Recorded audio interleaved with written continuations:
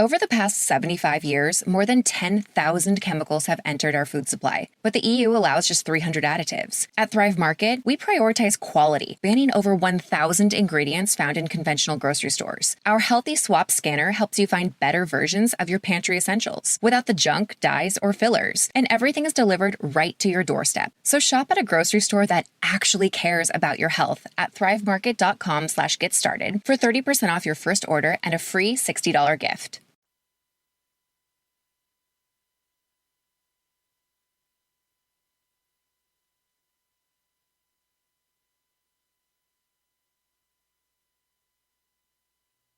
Ladies and gentlemen, boys and girls, children of all ages, welcome back to the bloviating Zeppelin's Berserk Bobcat Saloon. Doing the job the American media maggots won't. Fundamentally changing America, one diaper at a time. Here is, courtesy of the SHR Media Network, the bloviating Zeppelin.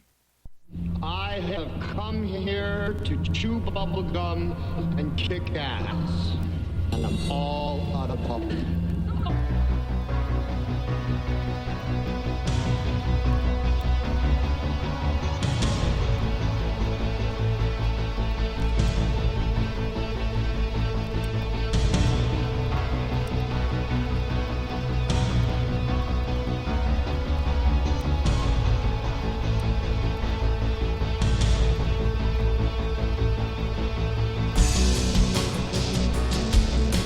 Ladies and gentlemen, boys and girls, children of all ages, welcome to the bloviating Zeppelin's Berserk Bobcat Saloon radio show, live and direct right here from the SHR Media Studios, where I am broadcasting behind enemy lines in occupied California, a mere 2 miles east of the locus of evil on the entire left coast. That's correct.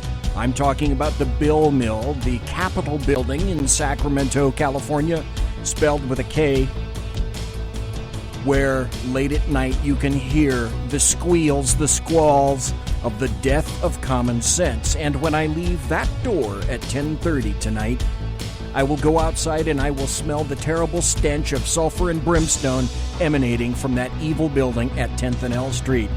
You got a belly up to the bar, we've kept your seat, and it's great to see you back. Tonight is September the 10th, the year of our Lord 2019. Kelly is going to be your bartendress tonight. She pours with the best of them, and the lava lamp is, in fact, lighted to my right, your left, which means that you can listen to the show and chat. Enter the chat room at shrmedia.com. You want to watch the show, go to the SHR Media Facebook page or the SHR Media YouTube channel. But I got to tell you this, we don't water our drinks just like we don't water our conversation. Politics, religion, crime, culture, economics, race, sex, science, law, we talk about it all right here at the saloon. Nothing is sacred, the speech is free, but the booze is not. All we ask is that you flush the toilet, jiggle the handle, and don't forget to tip your waitress. Tonight, in the first hour, we're going to have David BLACKWELDER, candidate for sheriff of Wake County. In the second hour, we're going to talk about the new Netflix show, American Factory, China, tariffs, and what happened to John Bolton today. I have some observations about that. And also, at any point during the show, should you wish, you can call at 209-284-3210, 209-284-3210. For those of you who just tuned in, 209-284-3210. That number in New Hampshire, 209-284-3210. If you're calling from the planet Zephron, add the planet digital universal number 1, and then 209-284-3210. I think I got that. Hey, let's change this right now so that... Okay, right about now. There we go. Now, if you're watching on the show, now you can see the number is down there at the bottom. But that's all right. If you're in chat, I'll put the number in chat, and I'll also announce the call-in number periodically from time to time. This is... It would seem that more and more I'm finding great potential interviews on social media, and for that reason, tonight is going to be a wee bit more different than before. Because tonight I'll be speaking momentarily to an individual who is not just a candidate for office, but a law enforcement office. And I have to tell you folks, what follows is my opinion, because I have to tell you, this was an opportunity that I just couldn't pass up. First, to be able to talk to a law enforcement officer from the eastern United States.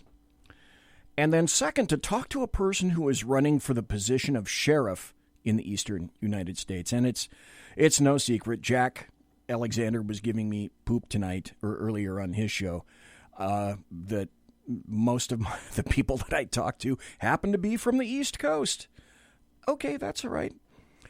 This person, David Blackwelder, has agreed to be on the show for a half hour, and for that I'm going to thank him very kindly. I am going to attempt to, and we have spoken before, and I've said if for whatever reason that a half hour is enough, just let me know. We'll go to the break, and trust me, folks, I've got tons of material. But I'm going to see if maybe I can keep him over for the second half hour. And you may ask yourself, BZ, why? Because these are important issues. The office he's running for is important. The background is important. And the potential consequences for North Carolina are extremely important. Ultimately, though, obviously, it's going to be it's going to be all up to my guest. So for those of you, depending on who was reached in social media, and I can never quite tell, for those of you who may be listening for the first time, having promoted my show tonight in various forms of social media, I am a sheepdog who retired in 2016 after having served 41 years in law enforcement myself. I worked for the FBI, the U.S. Marshal. I worked for a coastal California Sheriff's Department and then the 2000-plus Sacramento County Sheriff's Department after 35 years continuous service there.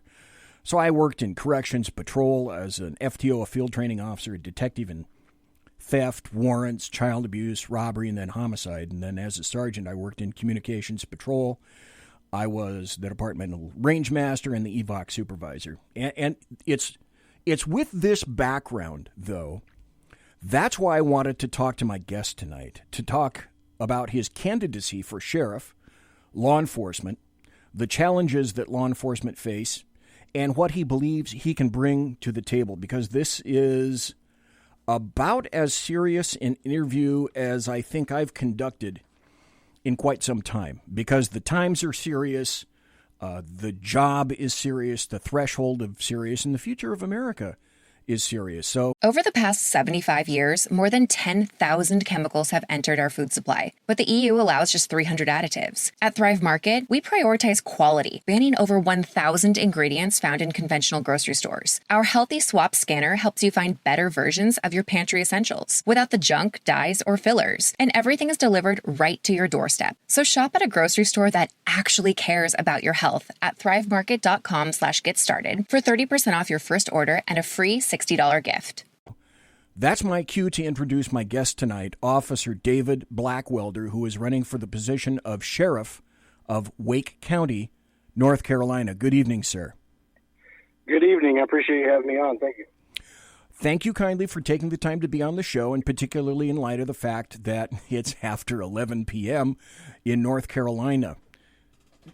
Oh, no, it's just no problem, and I'd like to thank you. I didn't realize you had served 41 years in law enforcement. I appreciate your service. Anybody that served that long and as a police officer, or I guess as a deputy, they have my respect, so I appreciate your service. Well, thank you kindly. I just wanted to give people a little bit of background because I can never tell who is listening, who's a first-time listener, that kind of thing.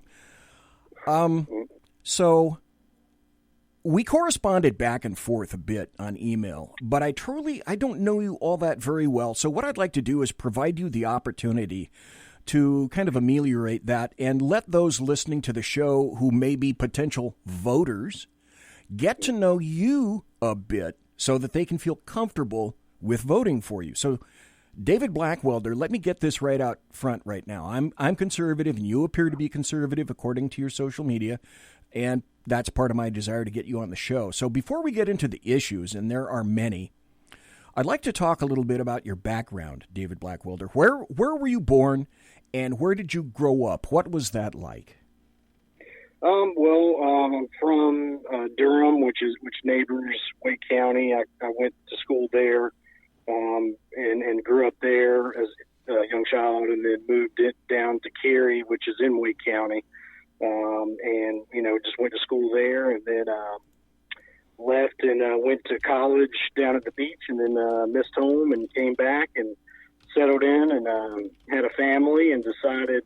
I was started my law enforcement career here, and I've just been in it ever since. And and now I'm currently pursuing law school, and that's actually where I just came from tonight. Okay. So I'll be an attorney probably about this, and probably about I guess July I'll take the bar. So just been pursuing that avenue. And just I love law enforcement, been doing it a long time, and I just want to look out for the guys and gals that are with the department. With the new sheriff, there's just been a lot of concerns there. I'm also the president of a law enforcement advocacy group. We represent police officers that are involved in shootings that are facing civil liability, things like that. And we represent them and kind of advocate for them in the General Assembly.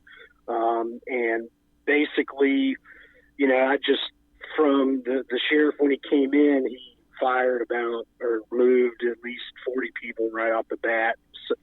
Some he let go right the weekend before Christmas.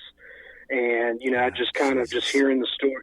Yeah, it's going out of your way to screw somebody. So, but he, just after that, I wanted to give him a chance, but just with his policies of not complying with ICE, what he's doing to, it's one thing, it's obvious there's going to be regime change from the top to fulfill your vision, so to speak. But when you're going after line officers and people that you just don't like or you have a vendetta, that to me is a problem. And I just couldn't take it and was like, I need to step up. I supported the former sheriff who lost, and he's I love the man. He's I went to him and talked to him about it, and I had a lot of people wanting me to get involved, and I was like, well, might as well go full on and hold him accountable. So that's just how it happened. Okay, so I've got your background. I've got where you grew up. Did you serve in the military?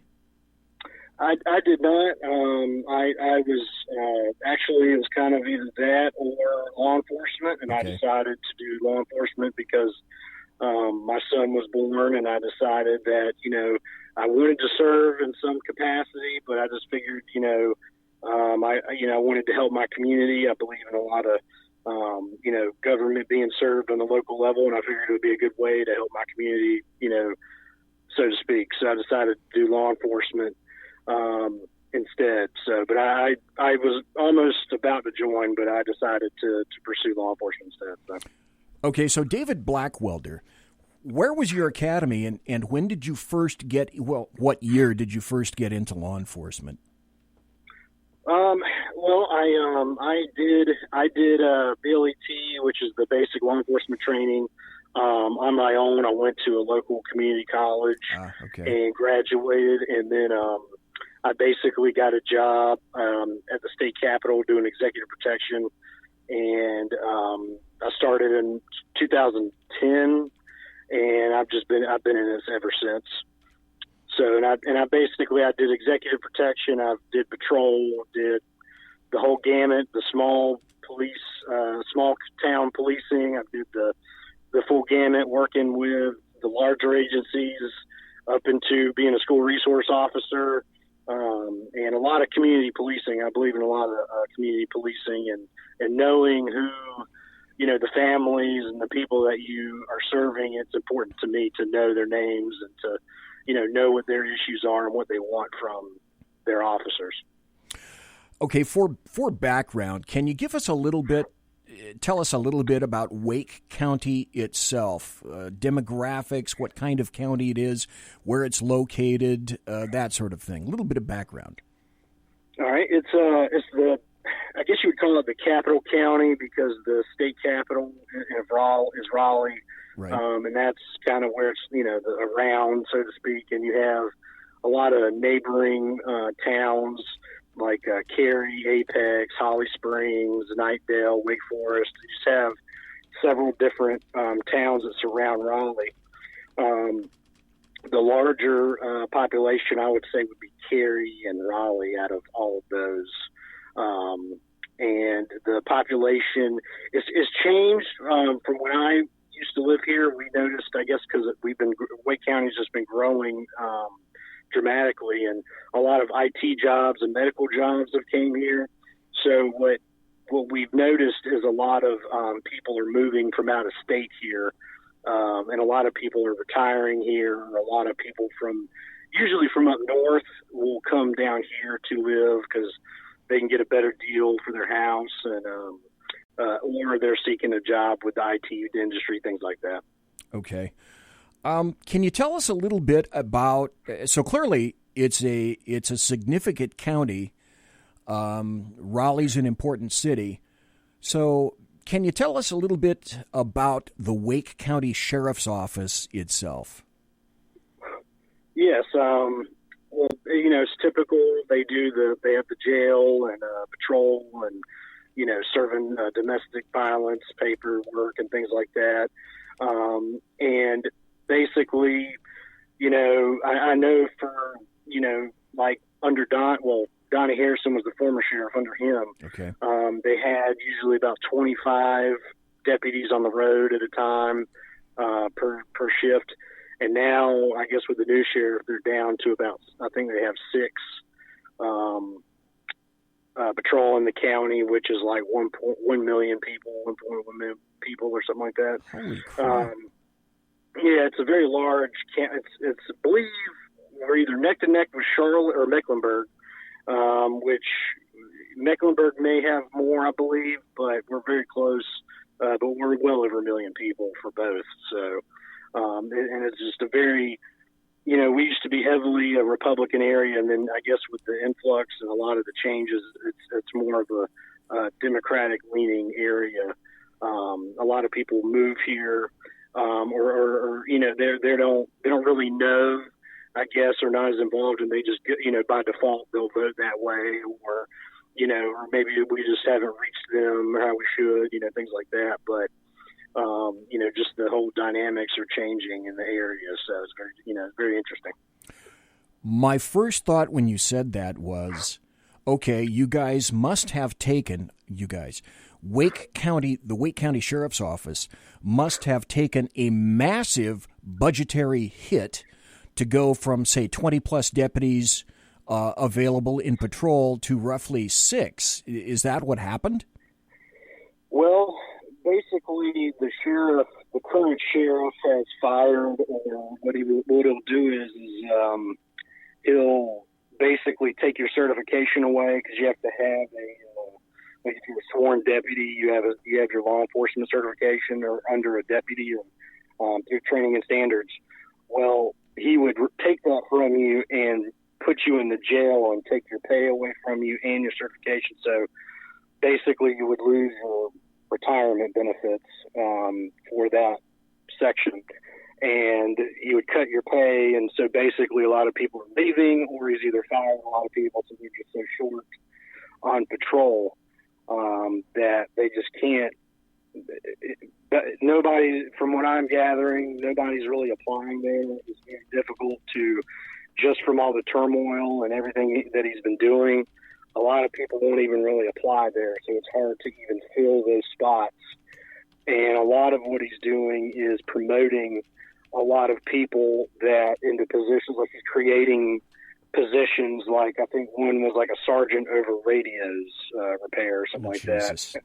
Yeah, sworn, yeah, and then it was like an extra major for who God knows what. And, it's just kind of, to me, it's like you're already top heavy and you're going to create a major position to do probably nothing, when that position could easily be 2 deputies on the road protecting communities, patrolling around.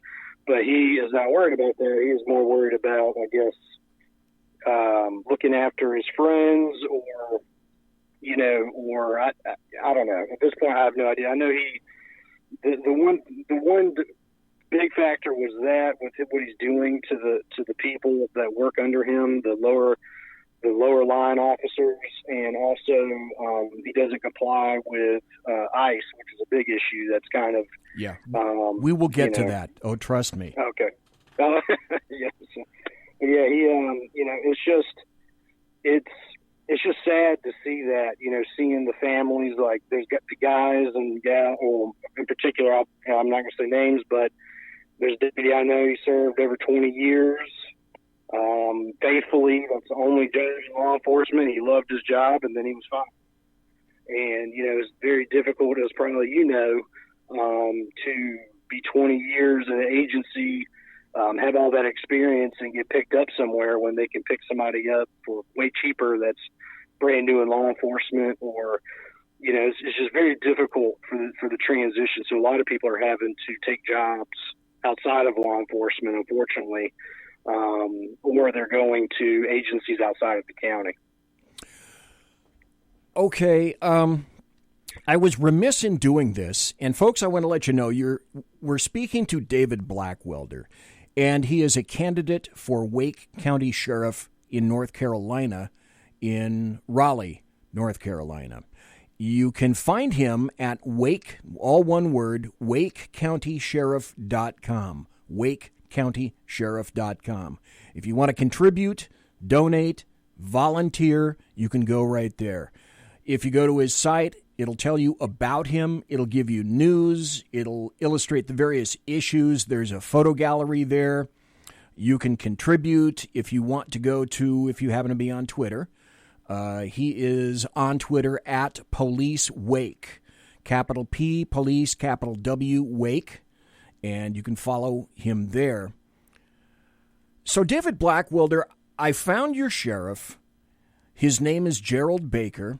He's a relatively new sheriff. So in the process of going to my favorite search engine, which shall not be named, I found this first article about Sheriff Gerald Baker.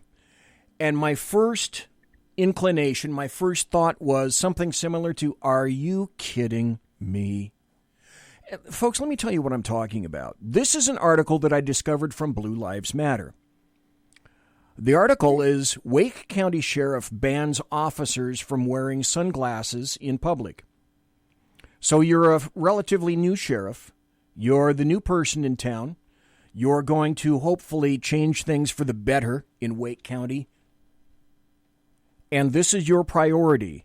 The article says the newly elected Wake County Sheriff has prohibited all sheriff's office personnel from wearing sunglasses, even on top of their heads, when talking to members of the public. According to Wake County Sheriff's, the sheriff himself, Gerald Baker, for whatever damn reason, that's a priority. To which I respond and ask you, David Blackwelder, what the hell? Yeah, that's exactly what my first thought was. You have rapes and murders and things like, all kinds of things going on in the county. You're short-staffed. You just let go 40 people, and your first main memorandum that you send out to everybody is to not wear sunglasses. It's about par for the course, but I was shocked. To me, it could almost be seen as an officer safety issue if you want to get down to it. But, yes, exactly. Yeah, and two, it's having worked the road, that's basically a part of your uniform. Cops, you wear sunglasses. It's like a rule. It's like an unspoken rule, I would guess. But and two, you don't want suspects that you're dealing with to see where your eyes are, or they could spit at you. There's a host of reasons of why you should wear sunglasses.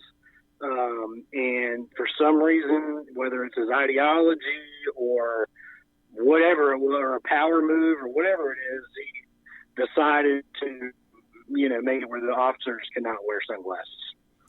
It's something that I have to admit, David Blackwelder, I do not understand at all, as you mentioned, in terms of officer survival, and why would you want to immediately put your officers at what could be considered in the brightness of day at an immediate disadvantage?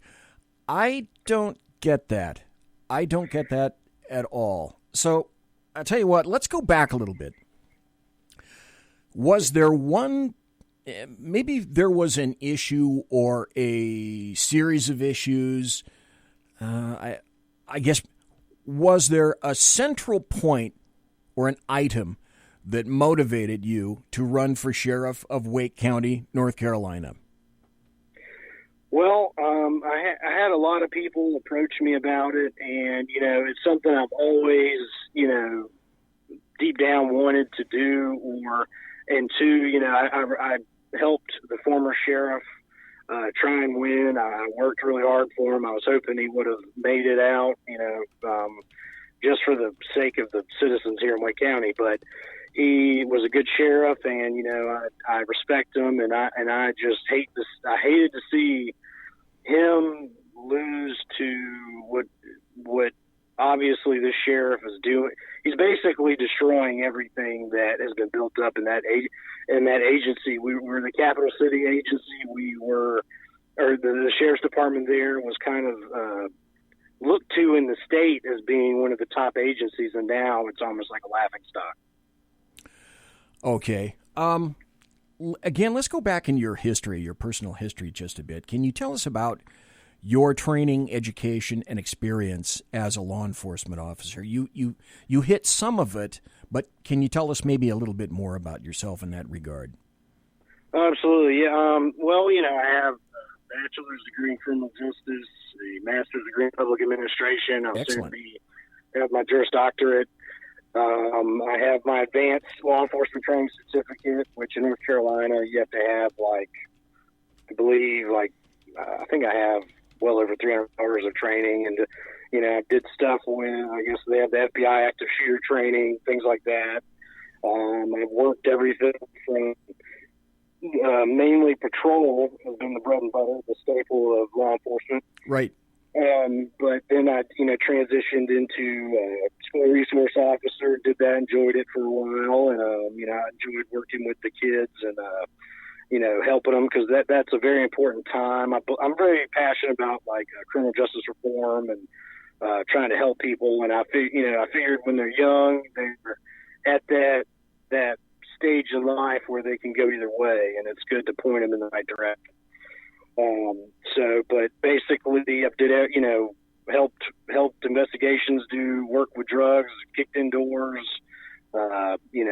served warrants, everything, did everything that I guess you could do at that level. And, just ran the whole gamut, throughout, I guess, the past, almost 10 years now, of, just serving my community of, different tasks and different agencies, and, worked in, which is a different county. I worked in Granville County, which is north of Wake County. It's a little bit of a rural area.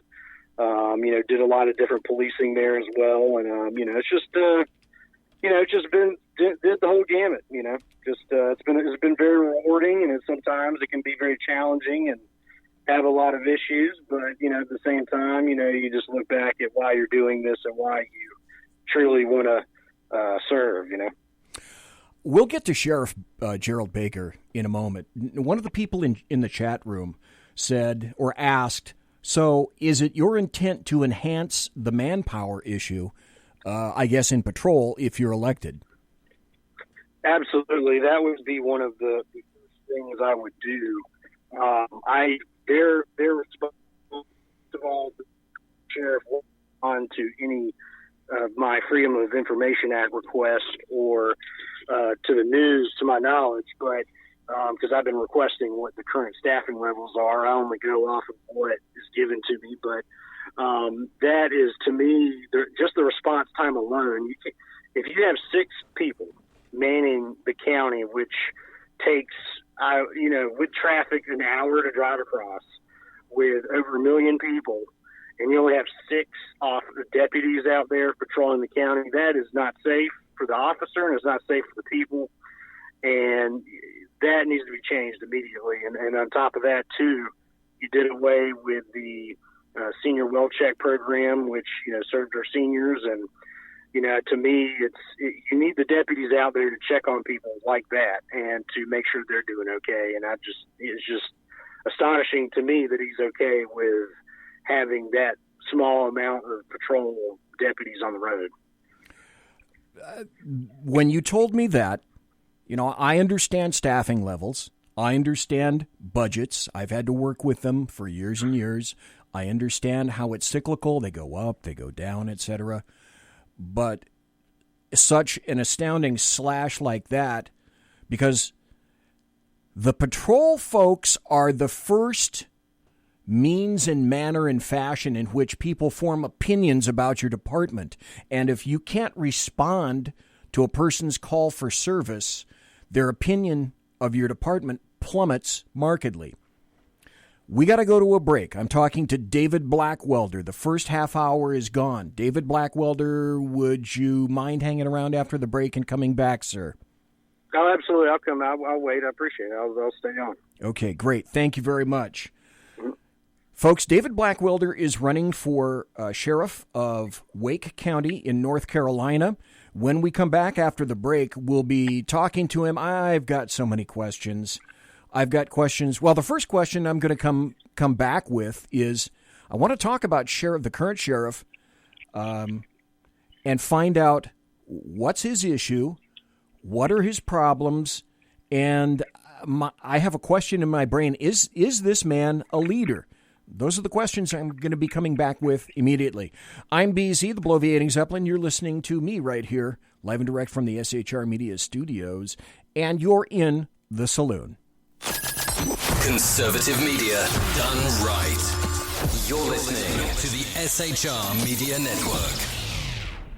Hey, this is Michael Wright. And I'm Shannon Wright. Join us for The Right Way with Shannon and Mike, Monday through Thursday from 7 to 9 a.m. right here on SHR Media.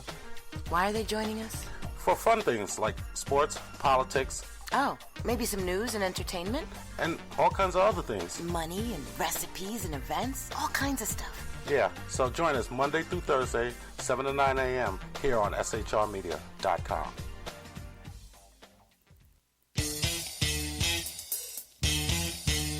From a public locker inside a dilapidated Long Island rail station comes a show designed to piss off liberals using truth, facts, and ridicule. The Lid Radio Show, featuring the conservative voice from the People's Republic of New York, the Lid himself, Jeff Dunitz. Tune in every Wednesday at 2 p.m. Eastern, 11 a.m. Pacific on the SHR Media Network. Go to shrmedia.com. At Lid Radio, we fight for the truth, justice, and a good kosher T-bone. If you don't listen, Hillary Clinton might sneak into your bedroom in her housecoat late at night and blame you for her election loss. It's the Lid Radio Show with Jeff Dunitz.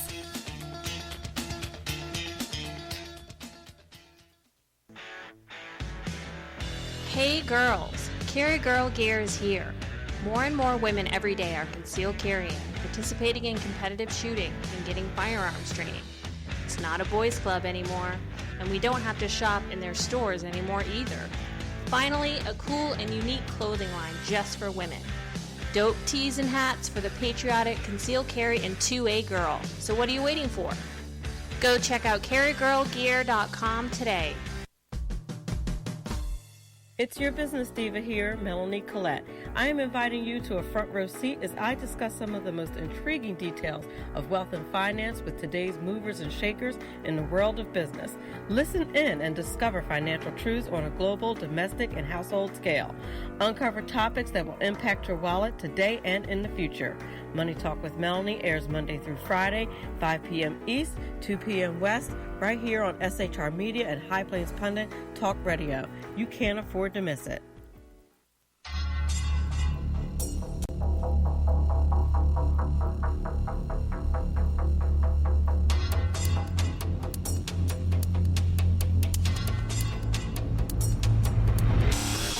The new show on the SHR Media Network, Sackheads Against Tyranny. on shrmedia.com. Go there quick like a bunny, 11 p.m. Eastern, 8 p.m. Pacific, every Wednesday, live and direct on the SHR Media Network. shrmedia.com. Be there.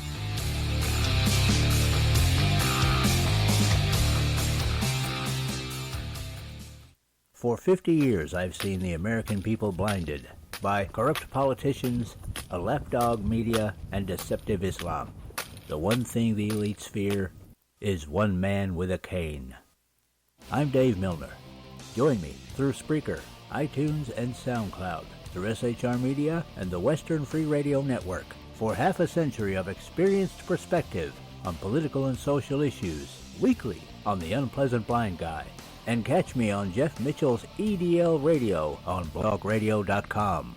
There's no surrender, ever. Because truth is not always pleasant.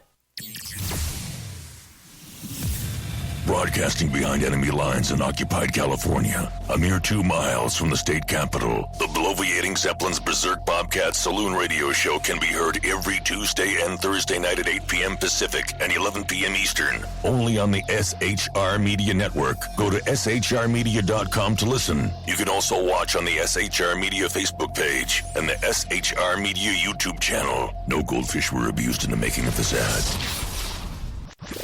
Conservative media done right. You're listening to the SHR Media Network.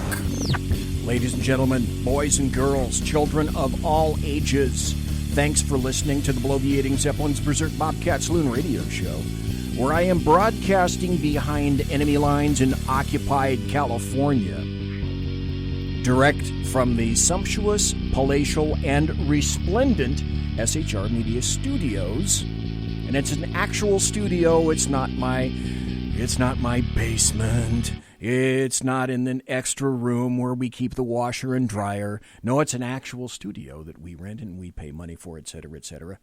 And if you ever happen to be in Sacramento sometime, folks, hit me up and you can come over and tour the studios. Tonight, by the way, we're talking to David Blackwelder. He is running for sheriff of Wake County in North Carolina. You want to go to his website. It's wakecountysheriff.com, all one word, wakecountysheriff.com. You can find out news about him. You can find information about him. He'll discuss the issues there. There's a photo gallery, and you can contribute to his campaign, and that is to whom we are speaking tonight, David Blackwelder. The current sheriff of Wake County is an individual named Gerald Baker. So it would seem to me, well, first, David Blackwelder, let me ask you this. Let's see. One of the other questions that I had in chat, and this is a great question.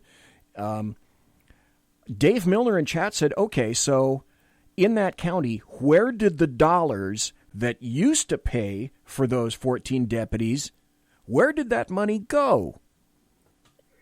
That's actually an excellent question, and I wish that those Freedom of Information Act requests would go through because they won't answer that. But basically, with the new budget, they just got $4.5 million added to the budget. So you would wonder where all that went on top of them adding $4.5 million, where that went. So I'm assuming from him promoting so many people, I have no idea.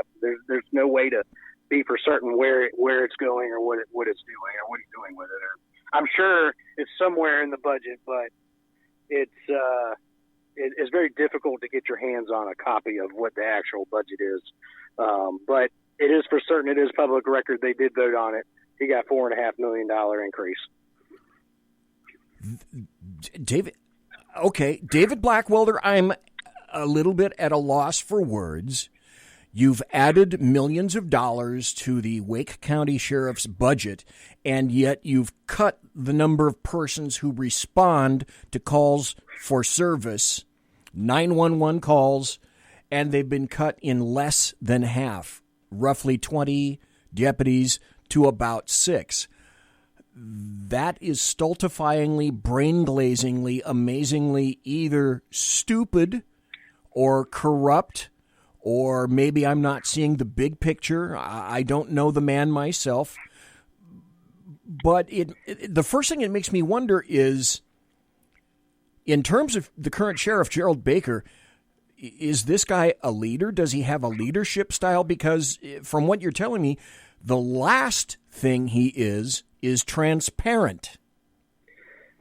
Yes, he even ran on that. If you go to his website, you can see where he says transparency, accountability, and all the little wonderful buzzwords that make you feel good inside.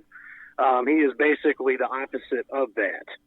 I don't know how far you looked into him, but he promoted a guy to captain who is now a major, that basically under the former sheriff, who I supported, demoted him, and probably I would have fired him, but that is Donnie. He was very difficult for him to fire people. He loved everybody. He was a cop's cop. He basically was found under investigation during sensitivity training to make disparaging comments against, he outed a fellow deputy that nobody knew that he was homosexual. He made comments about the LGBT community, against Muslims, against Asian people during sensitivity training that he was himself being the instructor. And they did the investigation, found that out, and then he basically was demoted. Well, when the new sheriff came in, he promoted him to captain, and then now he is a major with the sheriff's office. Okay.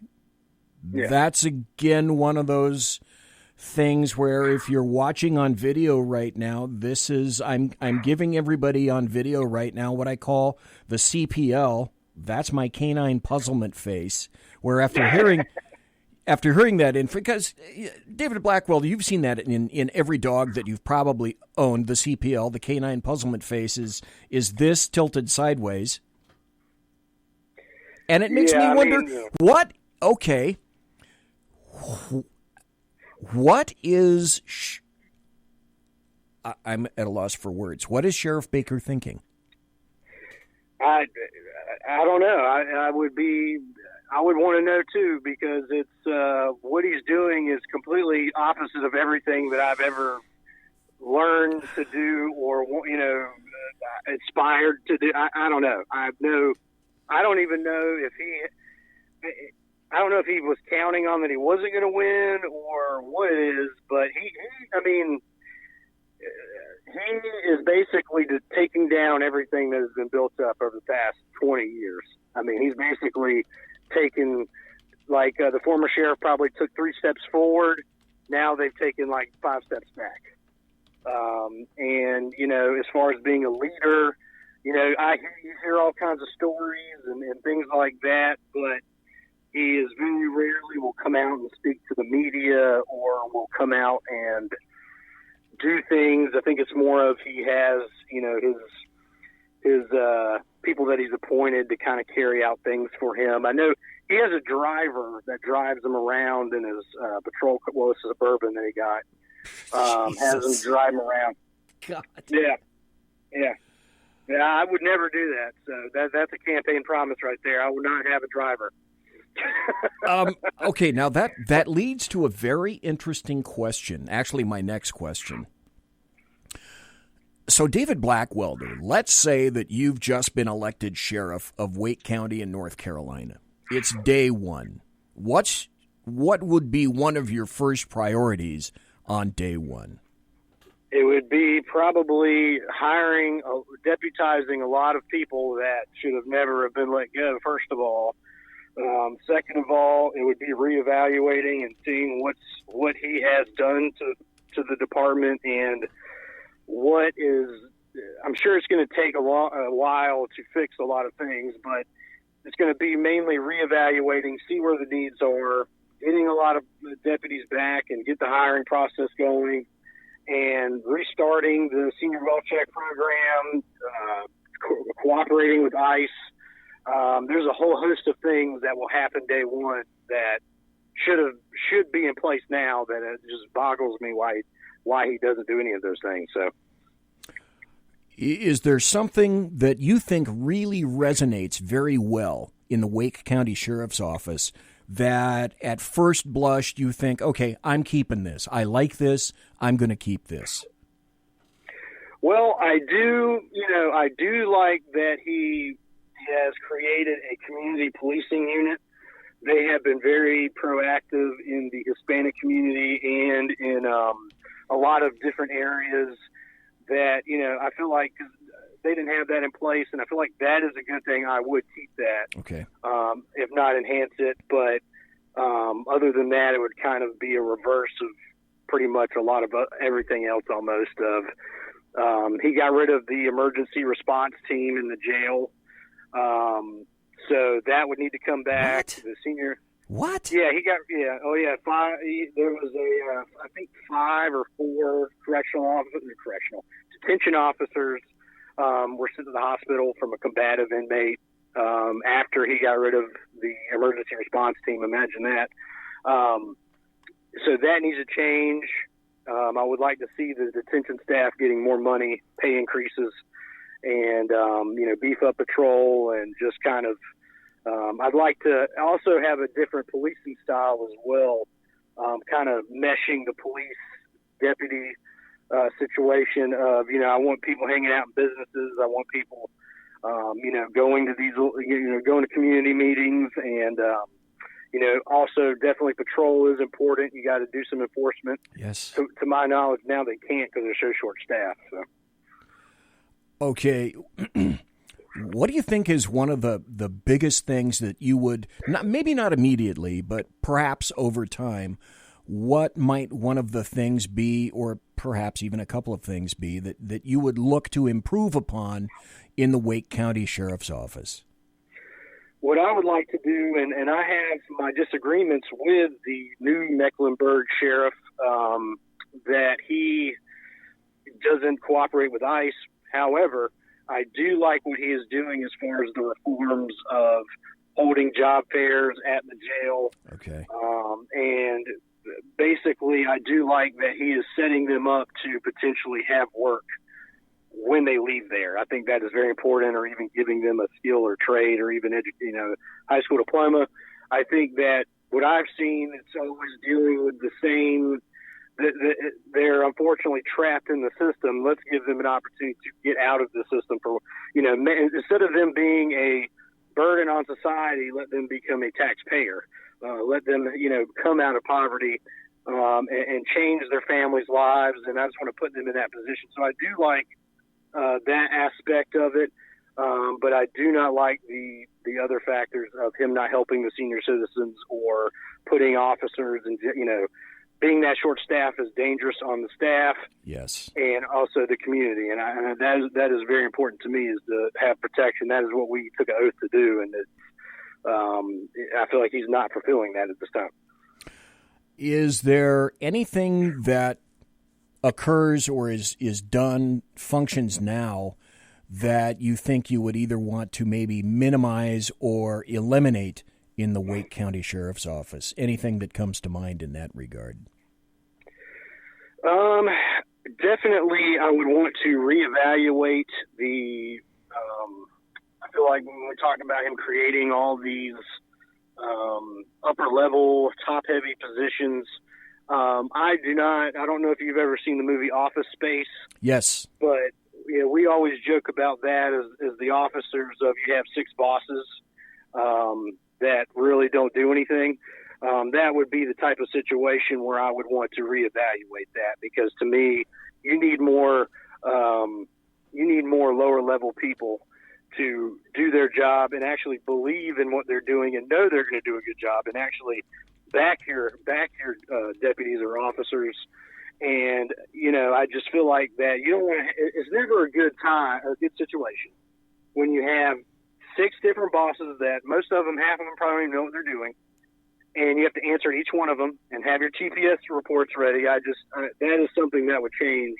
And I'm sure that'll take time, because I would have to either find somewhere for them, or just kind of figure out where I can put them somewhere where they will succeed and benefit the community and the department. So that's just something I'm going to have. That would be something that is going to be the major change of what I'm going to have to do probably when I get there. Okay, folks, I'm talking to David Blackwelder. He is a candidate for Wake County Sheriff in North Carolina. So I was going to ask you, David Blackwelder, what you think of the budgetary issues in the Wake County Sheriff's Office, but you already told me that the current sheriff, Gerald Baker, got an additional, what did you say, $4 million in his budget? Yes. Yeah, it was about $4 million, $4.5 million. I got dollars added for additional spots for the. I believe it was kind of vague, but I know they added or were supposed to add 2 nurses in the jail, and then it kind of didn't really go into details about what the other was for. But also he's getting rid of tasers. The deputies will no longer be able to use taser, so he's saving money there. Okay. So I have no idea what he is. From what I've gathered and what people are telling me and what I've seen, is he's created so many upper echelon or upper management positions that they're making well over. I mean, some of them are probably making over $100,000 a year. He's created so many of those positions that is probably more than likely where the money is going. Okay, David Blackwelder, we have a caller. Would you mind taking a caller? Oh, absolutely. Okay, caller, go ahead. You are on. Hi, thank you, BZ. This is Simone. Yeah, go ahead. Yeah. So, David, first off, kudos to you. God bless you for carrying the banner and trying to do the right thing. I just can't. It boggles the mind because county budgets and county budget information should already be public information without having to ask for anything special. I mean, it's presented before the Board of Supervisors. And I just have to wonder, besides his new boys club that he's instituted with these higher paid people, does he have a membership to a golf club or something? I mean, it just seems like there's some graft or something really untoward going on. Well, I mean, there's no way to tell. I mean, the Wake County, if you go online, the Wake County government website, it'll show you kind of like a breakdown of, and it's always the year before, so you won't know what really is going on till next year, and even then it's still vague. It tells you that there is this many full-time positions here, or there's this. It kind of just breaks it down. It doesn't tell you like he spent $1 million on cars or spent, this on that, or where he shifted money. They kind of keep it very vague. And when you do, the Wake County government will actually allow you to request the information because it's public record, or it's supposed to be. You do your request. Well, basically, he's not honoring that or responding to those. Like I put in a request back when there was we had a very bad storm, and it was said, it came out that they weren't responding to calls for help from other towns that were requesting help from the sheriff's office. Probably because they were so short-staffed, but basically because of the flooding and all the downed trees, they were requesting help.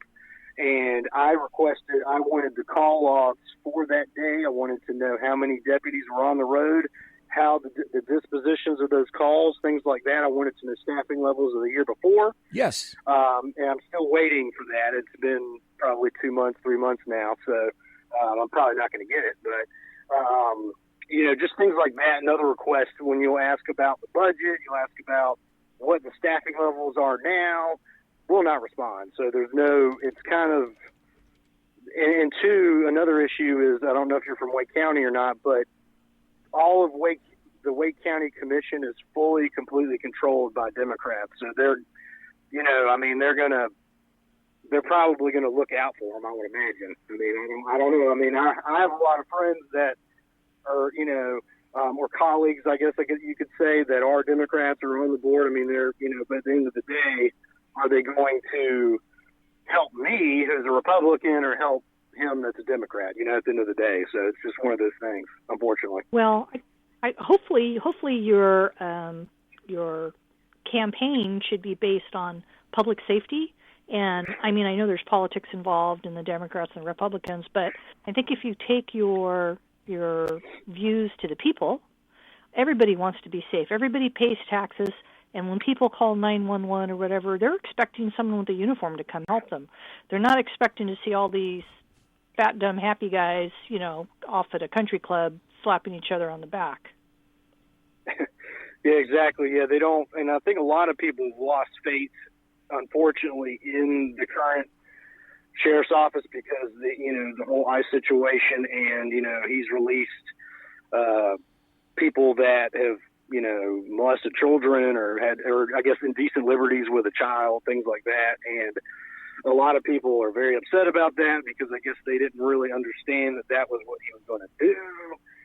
A lot of people are upset about the response times, and yes, when you see him having a paid driver who makes way more than I do probably, and is driving him around in a brand new Suburban, you see that, and you see that he's paying, and you hear the stories. Yes, you think, well, what is this? Is this the good old boys club, or is this, are you going to actually have my interest at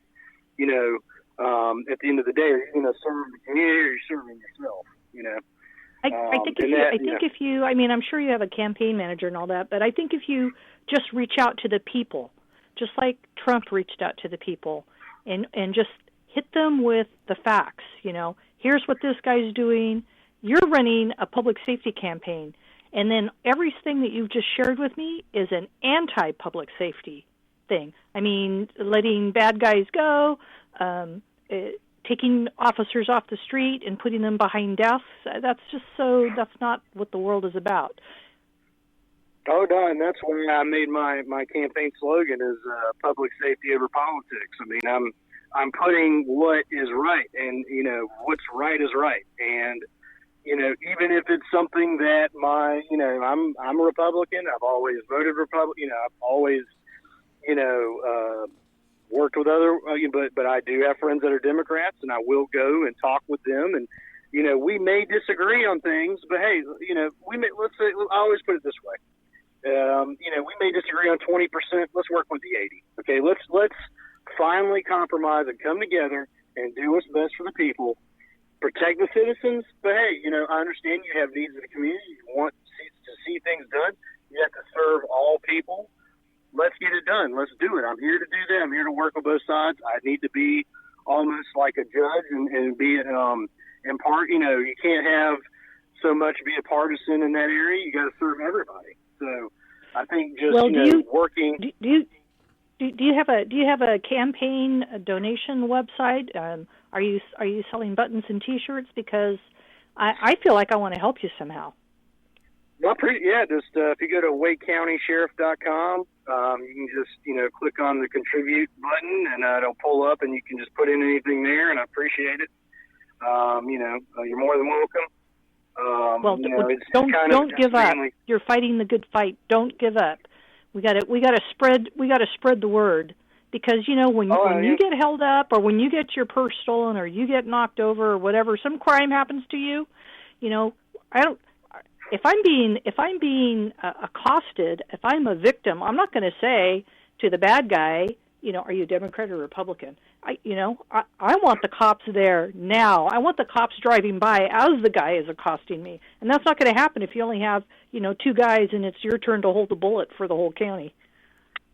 Yeah, no, you hit the nail on the head there. You're not going to, at the end of the day, we're all people, we're all Americans, which I think a lot of people lose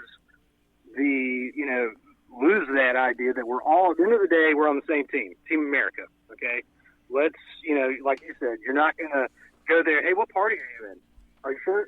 Well, I can't help. No, you're going to look past that, just like you're going to look past, it doesn't matter what color they are, what creed, anything, you're going to help them because it's the right thing to do, and you're going to serve your community, and that's what I feel like he is failing to do and what needs to happen. Well, God bless you, and be safe on the street, sir, and I'm going to go over to your website and see if there's anything I can do to help. Well, I appreciate that a lot, ma'am, and thank you. And, follow on social media. That's my main go-to. I feel like that's how Trump got elected, and I think that's the best way to communicate with the people and, see what they want and see what their needs are, and then, to get the message out. That's the best way. I agree with you, because the millennials, even old farts like myself, I got my nose on the smartphone, so I'm going to hang up so other people can call in, but don't give up. Keep up the good fight and be safe. Oh, thank you, ma'am. Simone, nice call. Very nicely done. Very nicely played. To me, David Blackwelder, it would seem that Sheriff Gerald Baker is, he's weak. He's weak in many areas. He's weak in transparency. He's weak in terms of making himself clear. He appears to be weak in terms of favoritism. For those who are listening and are citizens in Wake County, in my opinion, it would appear that Sheriff Gerald Baker, I don't think I'm speaking out of turn by saying it would appear he is not your friend. And citizens of Wake County, it would appear, in my opinion, that Sheriff Gerald Baker has sold you down the river, because I see that ICE has nearly 500 undocumented immigrants released from North Carolina jails despite detainers. He's ready to do it again. Sheriff Baker is ready to sell you down the river and again to serve his own political needs. Those politics are local. So, David Blackwelder, we're at the end of the hour. Tell us again your social media, where you can be found, your website, and where can people donate to you to assist you with your campaign for Sheriff of Wake County, North Carolina. Well, I'm on basically all social media platforms under Police Wake, and that's police, common spelling, and Wake, W-A-K-E. Instagram, Twitter, and Facebook. Or you can search David Blackwelder. I should pop right up. And WakeCountySheriff.com. If you want to stay up to date what's going on, and definitely I have a whole dossier of what the current sheriff has been up to and what he's been doing to the county and the people, because I believe in accountability, which I would fully expect for me to be held accountable as well. Yes. And feel free, you can donate on that page.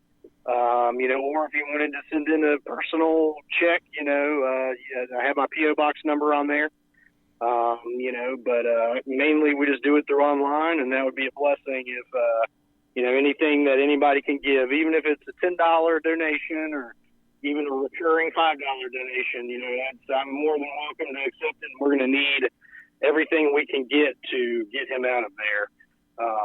Unfortunately, but I'm gonna out campaign him, so I'm gonna give it everything I have.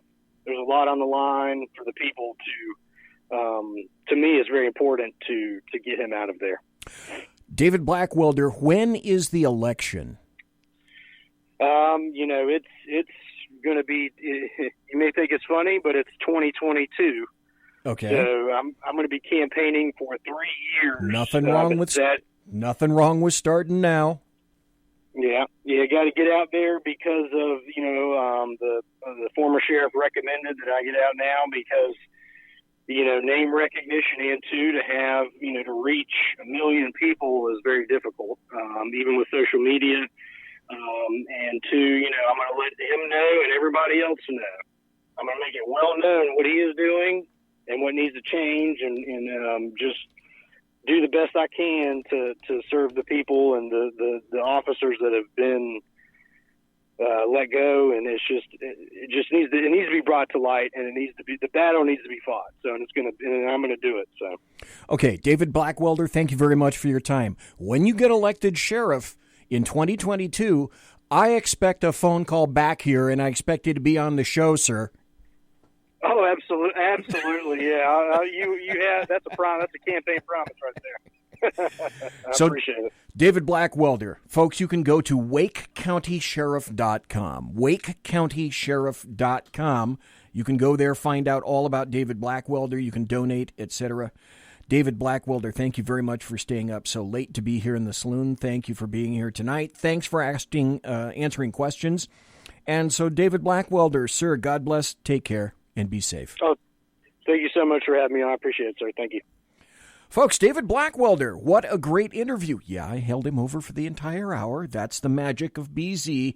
And we'll be right back after this. We're going to talk about Kel Fritzy, and then we're also going to go into China and this new documentary, American Factory.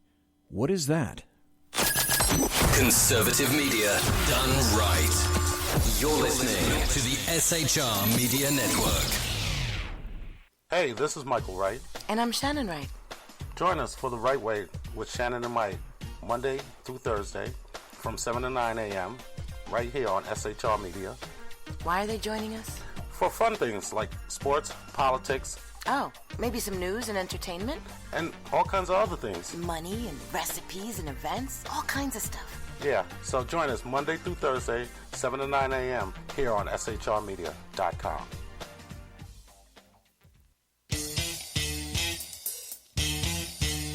From a public locker inside a dilapidated Long Island rail station comes a show designed to piss off liberals using truth, facts, and ridicule. The Lid Radio Show, featuring the conservative voice from the People's Republic of New York, the Lid himself, Jeff Dunitz. Tune in every Wednesday at 2 p.m. Eastern, 11 a.m. Pacific on the SHR Media Network. Go to shrmedia.com. At Lid Radio, we fight for the truth, justice, and a good kosher T-bone. If you don't listen, Hillary Clinton might sneak into your bedroom in her housecoat late at night and blame you for her election loss. It's the Lid Radio Show with Jeff Dunitz.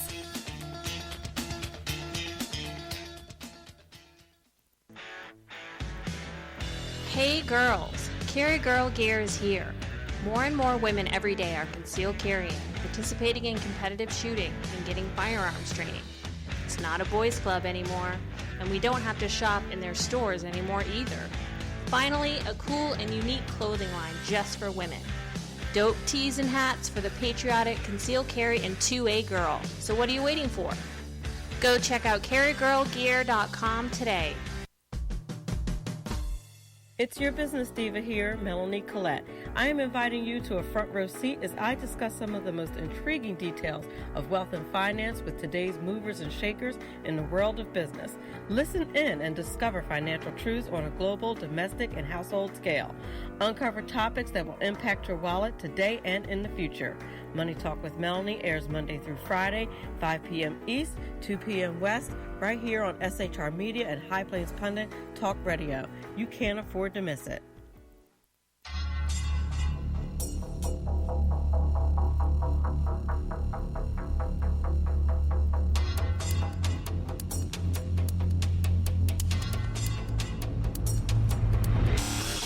The new show on the SHR Media Network, Sackheads Against Tyranny.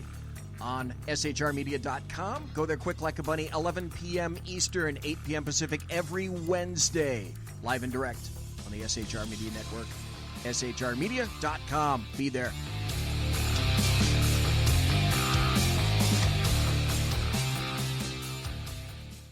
For 50 years, I've seen the American people blinded by corrupt politicians, a lapdog media, and deceptive Islam. The one thing the elites fear is one man with a cane. I'm Dave Milner. Join me through Spreaker, iTunes, and SoundCloud, through SHR Media and the Western Free Radio Network, for half a century of experienced perspective on political and social issues, weekly on The Unpleasant Blind Guy. And catch me on Jeff Mitchell's EDL Radio on blogtalkradio.com. There's no surrender, ever. Because truth is not always pleasant. Broadcasting behind enemy lines in occupied California, a mere 2 miles from the state capitol, the bloviating Zeppelin's Berserk Bobcat Saloon radio show can be heard every Tuesday and Thursday night at 8 p.m. Pacific and 11 p.m. Eastern, only on the SHR Media Network. Go to shrmedia.com to listen. You can also watch on the SHR Media Facebook page and the SHR Media YouTube channel. No goldfish were abused in the making of this ad. Conservative media done right. You're listening to the SHR Media Network. And we are back. It's hour 2 already. Here's the funny thing, and I don't mean funny, haha, but kind of funny weird. Invariably, when I speak to guests, especially new guests on the show, I try to get a dialogue going back and forth with new folks. either in terms of the email or social media, or I'll call them. And I will always, those who have reticence and they're not quite sure how things will go, there are two promises that I make to them, and I have not broken yet in the 2 years that I've been on the show. I have not broken this one of these two promises to every new guest. Number one is, you're going to have a good time. I guarantee that. The second is, I say, at the end, you'll look back and you'll say, I wonder where the hell that entire hour went. Because the hour, if I can cajole them to being on the show for an hour, that hour will slip by as though it's only 2 minutes. And so I haven't had the chance to go back. I'll chat with David Blackwelder at the end of the show. But those are the two questions that I'll ask, and I will reiterate, dude, did it not seem like 2 minutes from the first moment you got on the telephone? And number two, I bet you had a good time. And I know what the answer will be to both of those questions. We're going to get into something a little bit serious before I get into my original topic for the second hour. I think it was Thursday night. It might have even been last Wednesday night during the Shad Show. Someone in the chat room, I don't remember who, maybe it was Dave, I think it was Whiskey Dale, someone let me know that a person very near and dear to the blogging world and to the internet radio world passed away unexpectedly. And her name is Kel Fritzy. I've had her on the show 3 times. I spoke to Ken McClinton last night about this on his show. And when I first heard that, my first thought was, okay, why is someone going out of their way to screw with me to tell me something that I'm pretty sure is absolutely false, because this is the last thing that I would want to hear. Apparently, Kel Fritzy passed away on August 20th. Dave Milner is on the phone. Dave, that's about all I know, is she passed away on August 20th. But I don't know how or the circumstances. Do you know anything about that? Good evening, BZ, and good evening to everyone else. First of all, tremendous guest last hour. Excellent guest. Now, to your question, what I know is what Jeff Mitchell, who runs the English Defense League radio show, and who I team up with on UBG on EDL, which goes over SHR Media, by the way, was able to find out by calling her husband, Mike, in Canada. And this is what we know. On the 14th of August, she went into the hospital with problems resulting from physical issues she had been having for a few years. She had a curvature of spine problems. She had broken bones, osteoporosis. And by the 20th, she had, she put up the good fight. And by the 20th, when Jeff and I were gone on our August vacations, she had died from a collapsed lung. We did not hear about any of this. I heard about it when I was preparing for our show on August the 5th. I came back on the 4th and was tweeting some things preliminarily for that show. And Smokey from Texas, whom I believe you do know, contacted me and said she had died on the 20th. And then I got hold of Jeff the next day, and that was quite a shock to him, because he hadn't heard about it. All he had done was he had called her home a few times asking where the heck she was, because she had been gone all this time. And really, that BZ is all that we know. As far as that goes. The thing that I find really ironic about this, and folks who may not know, she ran Red Fox Radio, and as you indicated, Dave Milner, she lives in Canada, And because of the state of Canada, that is to say, if folks you think are good friends to the North, the Great White North, if you think they're a free nation, you might want to think again. This is what Kel Fritzie had to do to get over Canadian censorship. She lives in Canada, but she had to acquire a site in the United States and broadcast in the United States, because if she did it from Canada, she would find her legs cut off from underneath her. Canada is a massive censor.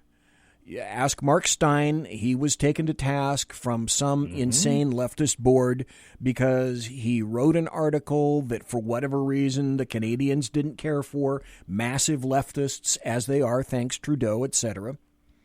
So she had to broadcast from the United States in order to get her message across. That's how oppressive Canada was and is currently. And if history is any indicator, they're not going to come around. And as a matter of fact, they're probably going to go further left if history has anything to do with it. Now, you worked with Kel for some time, and you I'm sure you had her on the show. Well, actually, yes. We worked together on the English Defense League radio show for some time, several years, until she left the show. And briefly as well, I worked with her on another program with her and Tim Burton, who featured in the Birmingham Takia trial of 2014 on a show called Islam Exposed. So we had quite an intimate working relationship, and I emphasize working relationship on a professional level. So yes, we did work together. Well, she was a great person, and I had her on the show. And as I told Ken McClinton last night, you know, everybody has regrets. And one of my regrets was that I didn't have her on the show more frequently. But this is one of those things where I hadn't seen this coming. I didn't know that much about her, but she was an absolute sweetheart. I don't know anyone who said anything remotely disparaging about her. And I think she's going to be very, very seriously missed by anyone who came into her sphere. She was bright, engaging, energetic, and damn it, she's going to be missed. Well, certainly, she was the one, when you want to talk about consistency, and there are some people that it's just difficult to get them to get to the shows. But with Kel, she was almost always there when the red light came on. She was absolutely reliable almost all of the time. You could expect her to be there. If there was a show that she was committed to be at, she was there. And BZ, I'd like to take this moment. I know you have other subjects to get to and maybe other callers, but I'd take this moment to tell people that the English Defense League radio show tomorrow is going to be teaming up with the Exceptional Conservative Network. I'm going to start. Okay. I'm going to start with Ken McClinton tomorrow at 3 p.m. Eastern. He'll be calling me and tying me in with TECN.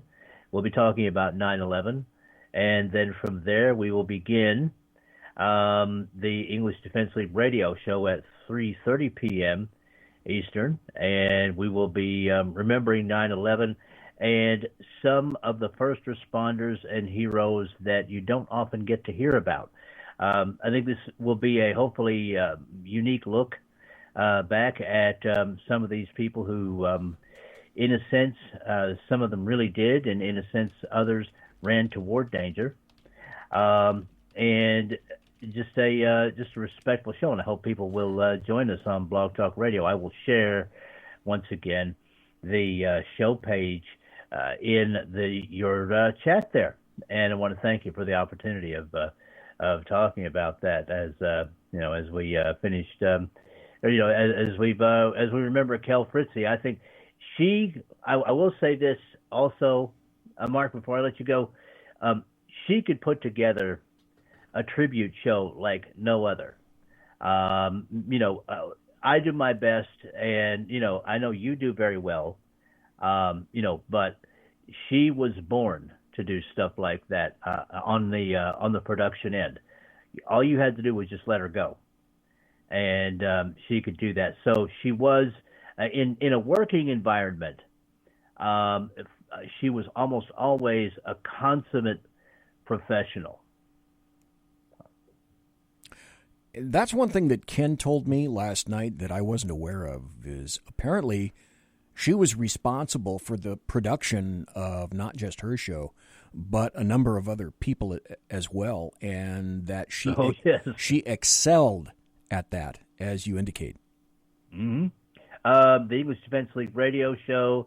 I know she pinch hit on a lot of programs when production assistance was needed. She did that for G-Ski Rocks, a gentleman who you missed. Those of us who remember him know he did a great show. She helped out Mike Holt of Restore Australia.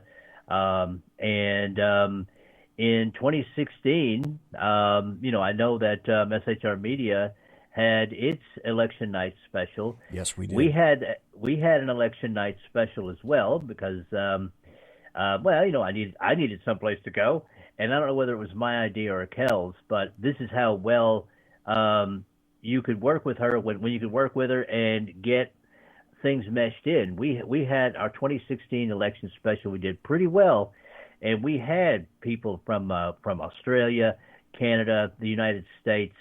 And it really turned out to be a well turned out election special. I still have that saved digitally.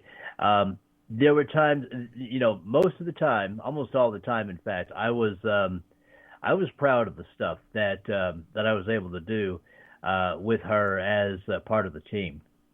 Yeah. Dave, where can folks find your show tomorrow? It's going to be all live, correct?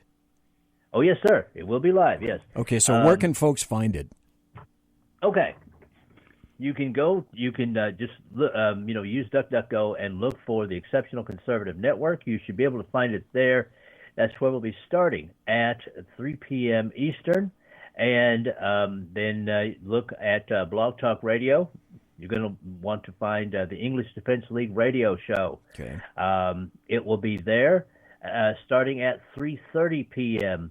Eastern, and you guys can access that. And I will say that the whole business will be repeated over a 3-day period starting the 25th of this month because that is going to be cataloged and put into SHR Media. So in a sense, this is going to be 3 different entities doing this, not just 2. Okay. Dave, thank you very much. Appreciate it, sir. And thank you, brother. God bless. Have a great show tomorrow. God bless you too, sir. We got another call. Let's see. Caller, I think, is this Mike?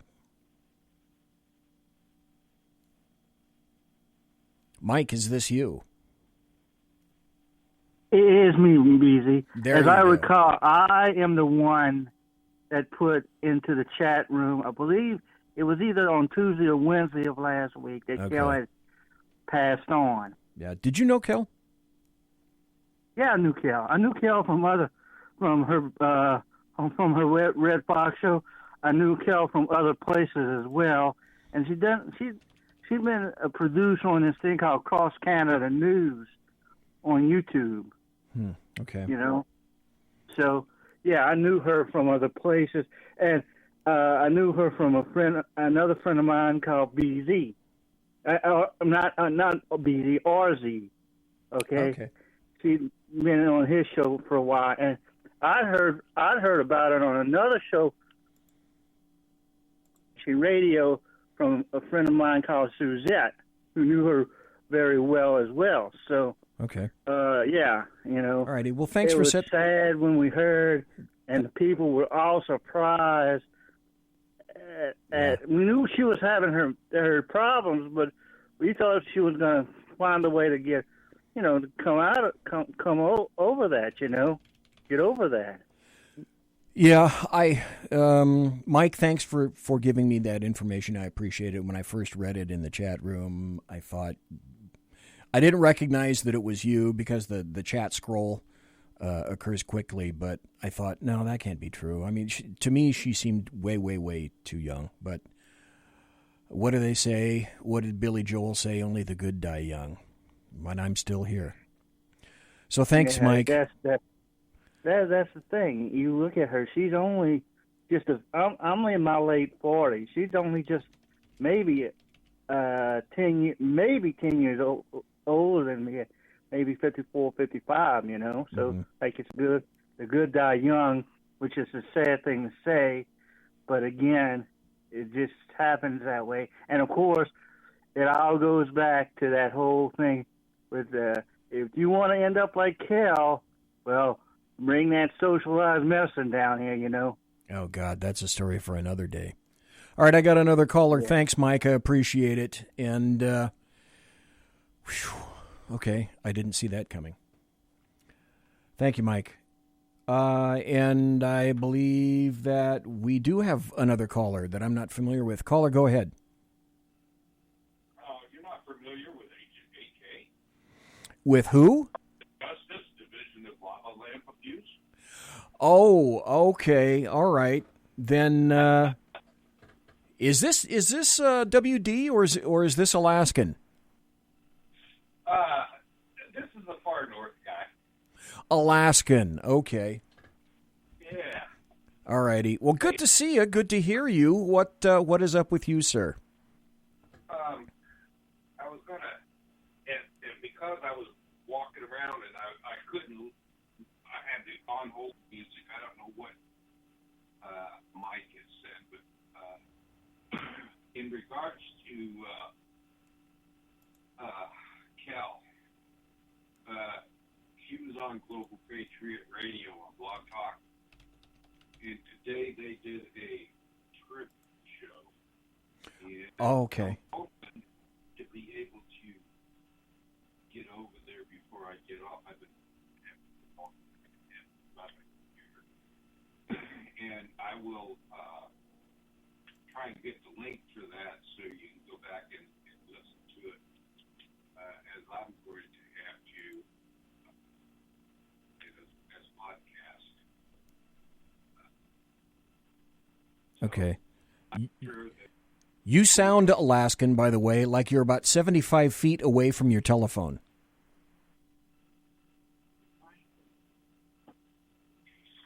I am. Hang on just a minute. Okay. Or maybe even 74 feet. I was first estimating 75 feet, but I may be a foot wrong. It may be about 74 feet from your telephone. How about split the difference? There we go. 38.5. 70. Perfect. So you knew Kel then, because now I can hear you. Well, just, through chat, and I've talked to her a few times on the phone, but not real well. But she was my red fox. Yeah, she was a beautiful lady. And,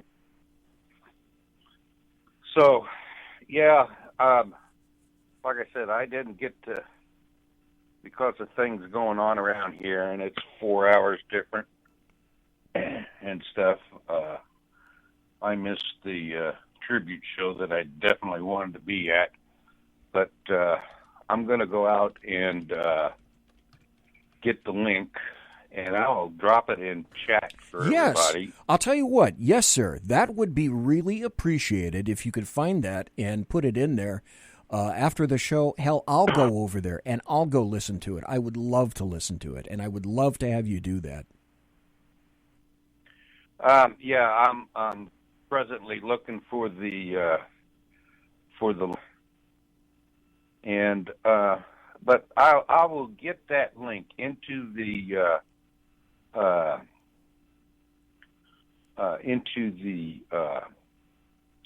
chat room before the end of the show, buddy. Great. Thank you very much, sir. Greatly appreciate it. You bet. All right. Take care, sir. You bet. Bye-bye. Bye-bye. That's the first half hour. I'm going to have some stuff coming up here in about 5 minutes or so after the break. There was some immediate news today that we're going to go over, some other breaking news issues, and then I'm going to tell you about tomorrow's show in the chat show, and then I'm going to tell you about Thursday's show back here in the saloon. So with that, I am BZ. I'm the Bloviating Zeppelin right here. And you're listening to the Bloviating Zeppelin's Berserk Bobcat Saloon radio show, live and direct right here on the SHR Media Network. Go to shrmedia.com and clink on Listen Live. And you can find yourself in the chat room. Remember that the only official chat room for the saloon is at shrmedia.com.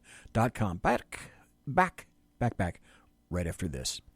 Conservative media done right. You're listening to the SHR Media Network.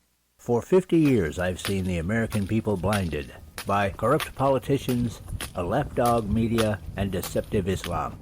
The one thing the elites fear is one man with a cane. I'm Dave Milner. Join me through Spreaker, iTunes, and SoundCloud, through SHR Media and the Western Free Radio Network, for half a century of experienced perspective on political and social issues, weekly on The Unpleasant Blind Guy. And catch me on Jeff Mitchell's EDL Radio on blogtalkradio.com. There's no surrender, ever. Because truth is not always pleasant. It's your business diva here, Melanie Collette. I am inviting you to a front row seat as I discuss some of the most intriguing details of wealth and finance with today's movers and shakers in the world of business. Listen in and discover financial truths on a global, domestic, and household scale. Uncover topics that will impact your wallet today and in the future. Money Talk with Melanie airs Monday through Friday, 5 p.m. East, 2 p.m. West, right here on SHR Media and High Plains Pundit Talk Radio. You can't afford to miss it. From a public locker inside a dilapidated Long Island rail station comes a show designed to piss off liberals using truth, facts, and ridicule.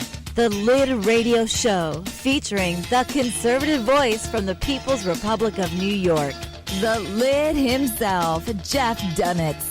And every Wednesday at 2 p.m. Eastern, 11 a.m. Pacific on the SHR Media Network. Go to shrmedia.com. At Lid Radio, we fight for the truth, justice, and a good kosher T-bone. If you don't listen, Hillary Clinton might sneak into your bedroom in her housecoat late at night and blame you for her election loss. It's the Lid Radio Show with Jeff Dunitz.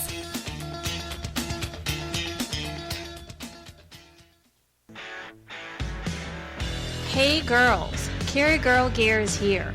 More and more women every day are concealed carrying, participating in competitive shooting, and getting firearms training. It's not a boys' club anymore, and we don't have to shop in their stores anymore either. Finally, a cool and unique clothing line just for women. Dope tees and hats for the patriotic concealed carry and 2A girl. So what are you waiting for?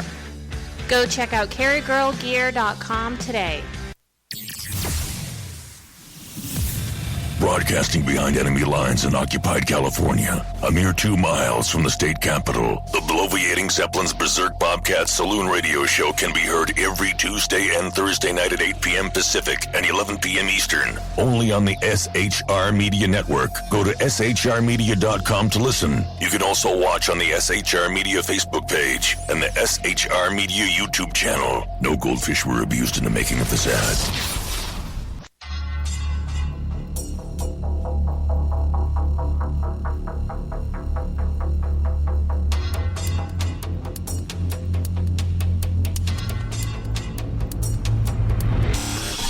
New show on the SHR Media Network, Sackheads Against Tyranny. On shrmedia.com. Go there quick like a bunny, 11 p.m. Eastern, 8 p.m. Pacific, every Wednesday. Live and direct on the SHR Media Network. shrmedia.com. Be there.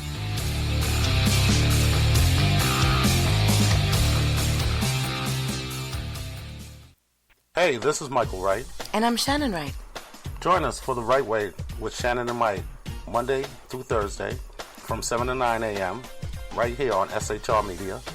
Why are they joining us? For fun things like sports, politics. Oh, maybe some news and entertainment? And all kinds of other things. Money and recipes and events, all kinds of stuff. Yeah, so join us Monday through Thursday, 7 to 9 a.m. here on SHRmedia.com. Conservative media done right. You're listening to the SHR Media Network. And we're back. We are most definitely back. Holy crap.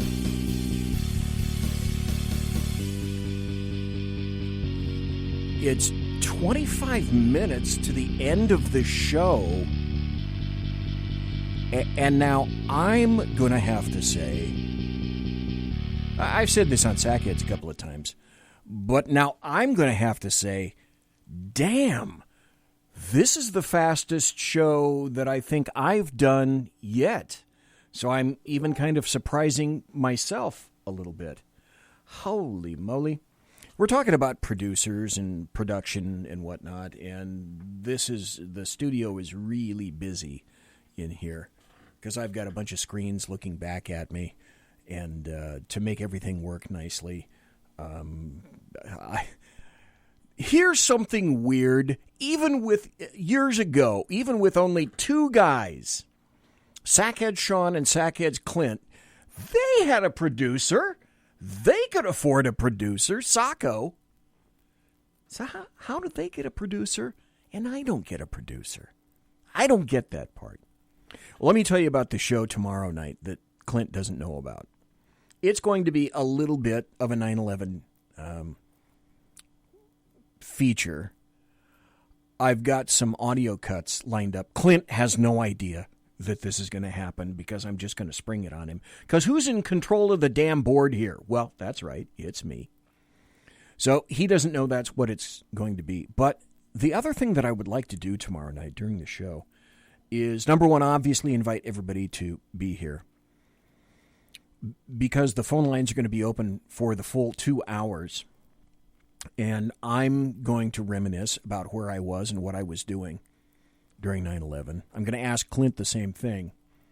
And since the phone lines actually work now, and they're coming through great, and thanks everybody for calling tonight, and thanks again to my guest in the first hour, David BLACKWELDER, I'm going to ask you to call in because I would very much like to hear where you were and what you were doing during 9/11 in 2001. I will never forget that day. I think cumulatively we will never forget. I will never forget. It's one of those days that has been seared into my memory. But even now, there are millennials, Gen Zers, etc. To me, this is shocking that don't remember 9/11. Well, we're going to remember it tomorrow on Sackheads. So I invite you, tell your friends, come one, come all, listen to Dave's show, and then the night show, the Sackheads Against Tyranny.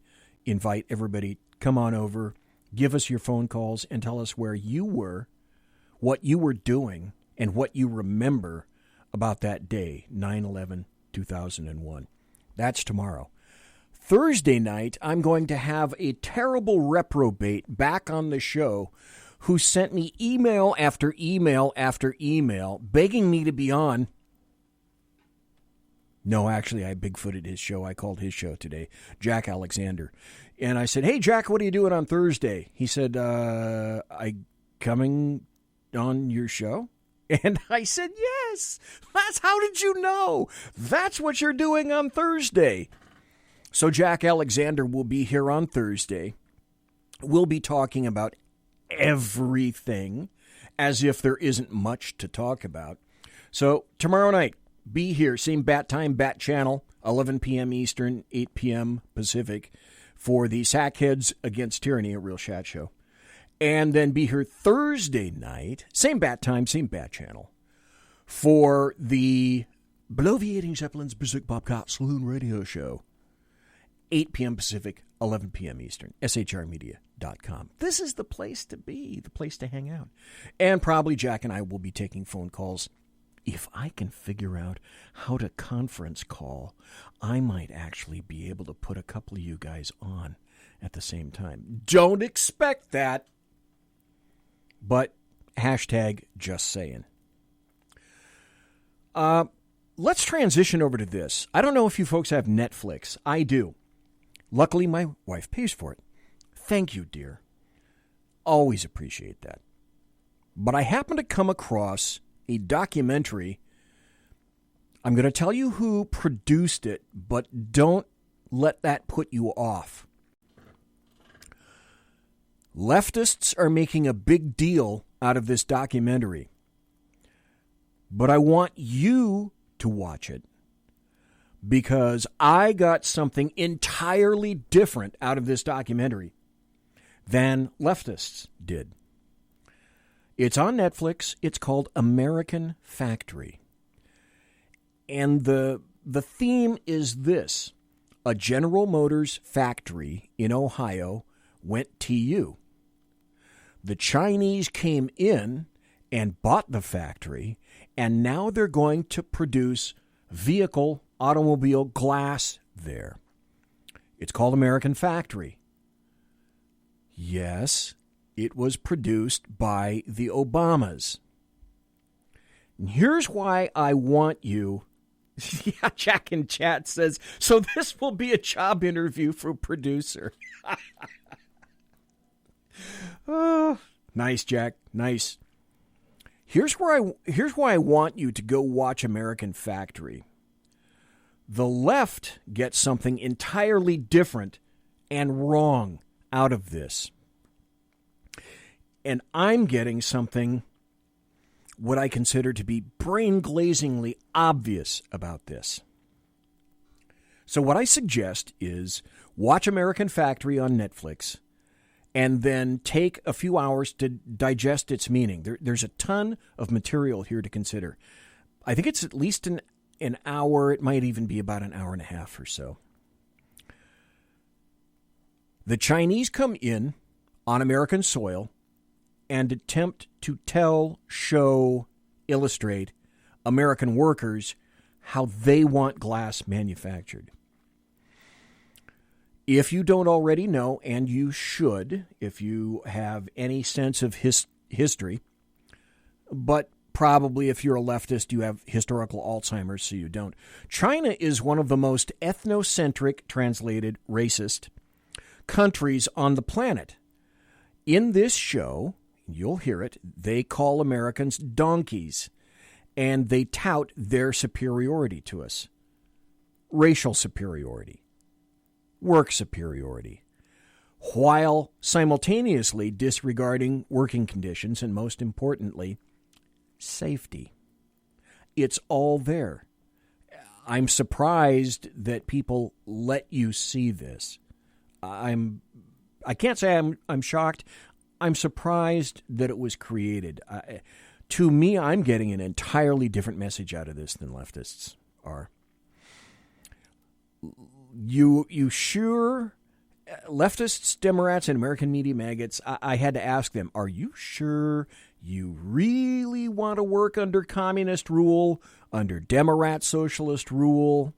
Because here in that documentary, American Factory, here is a perfect illustration, and that's why I think that you need, and your favorite leftist needs to see it too, because these are the conditions under which you'll be working if you embrace communism, socialism, etc.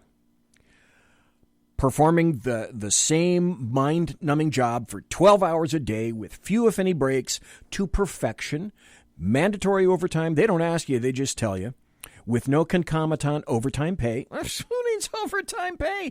A minimum of 6 days a week in perpetuity under a rigorous and faux kind of an invigorated fake regimen in which no one is happy and everyone is subject to job loss on a whim. And so I ask you then, consider regarding China and tariffs, let's recall one very important thing. This is what I got out of this. What is China's most vast and valuable resource? Yeah, megatons of people. That resource makes labor cheap and drives down wages, okay? Tough to compete. So ask yourself, you have to think ahead like a logical thinking human being, so you have to ask yourself, what does China never want to see that will minimize its importance and slaughter its power? The answer is automation and roboticization. My God, I actually said that. That's not easy. For me, that's not easy to say. Roboticization. The Chinese in American factory don't mind, however, please take note of this, they don't mind automating as many American workstations out as possible to eliminate American jobs. No, they don't mind doing that at all. But what happens when you automate and roboticize jobs around the planet to the point where what happens if China no longer has the cheap labor advantage? Think about that. And that is where automation comes into play.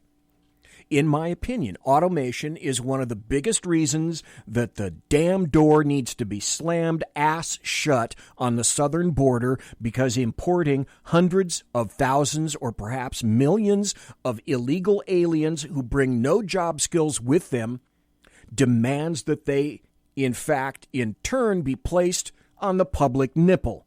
Because if you're not bringing job skills with you anymore, your menial service jobs are going to be automated out of existence.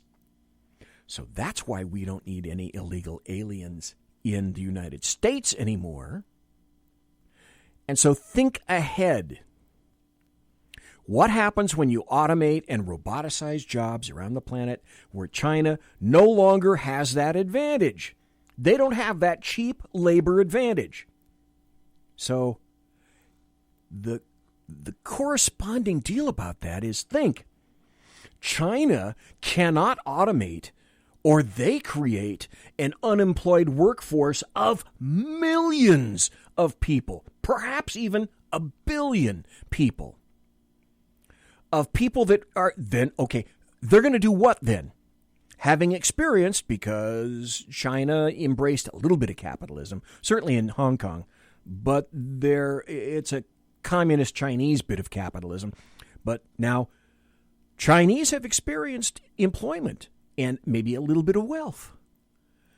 What happens when they're kicked to the curb due to automation?